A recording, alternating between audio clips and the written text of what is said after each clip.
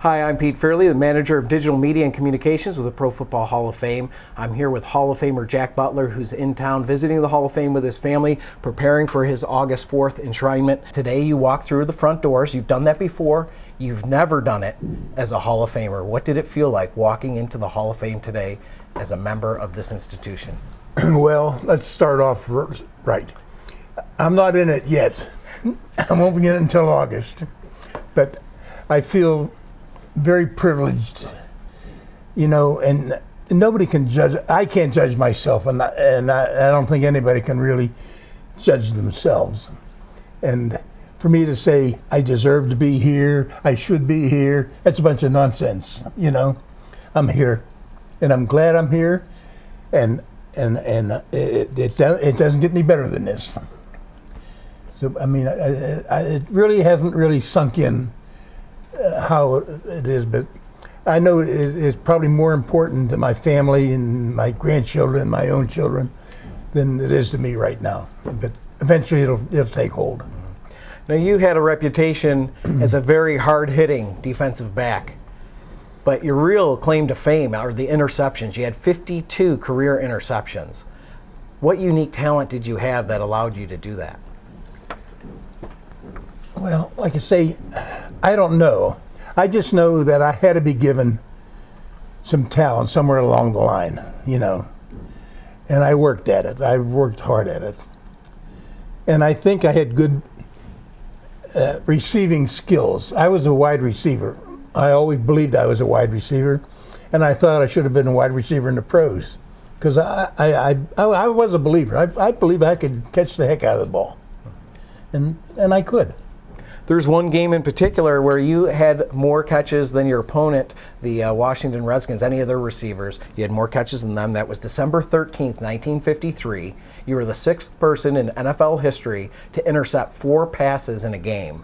And that's never been broken. That's a record that's remained all those years. And you just had an opportunity to relive that by looking at that video. Talk a little bit about that day, the 4 interceptions against the Redskins. I remember the day. I don't remember an awful lot about it. I remember it was a nice day. You know, it wasn't a snowy day. It wasn't, you know, it was a nice day. And I don't know, just everything fell in place. I mean, it just fell in place. I mean, I remember some of the interceptions that I seen on, you just run that tape. And they were nice, clean interceptions, you know, and one was a little harder to get, but most of them were fairly easy, I thought, like, you know, just, and I can't explain it, I don't know, it just, things fell in place, and that's the way it was. And they did fall in place for your team that day. The 4th interception coming late in the game, where Eddie LeBaron for the Redskins, deep in his end zone, threw it out in the flat, you took it, ran it in for the winning touchdown. Yeah. Incredible day. Yeah, it was only about 10 yards.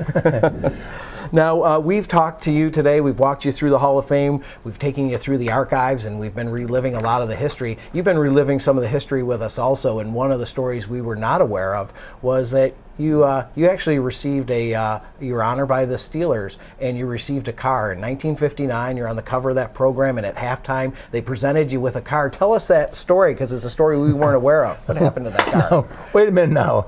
The Steelers didn't do this. Somebody promoted it. I don't know who the promoter was.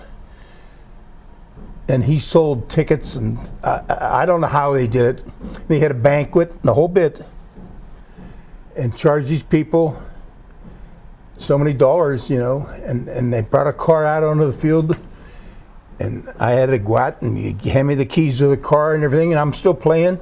They took the keys back. Then we went and played the game. I've never seen the car since. I don't know where it went. All right. Well, Jack, I have one final question for you. Are you ready for August 4th and your enshrinement? I'm probably as ready as I'll ever be. Yes, I'd say. I don't know what to expect really, because they tell me, like here, I'm getting an awful lot of attention here. You know, take me here, take me there. I can't do anything. You know. They say that this is nothing. When you come August down there, he says it'd be 100 times worse than this. So I'm really looking forward to it because I like all this attention. Well, thank you, Jack. Hall of Famer Jack Butler, who will be enshrined into the Pro Football Hall of Fame as a member of the class of 2012 on Saturday, August 4th.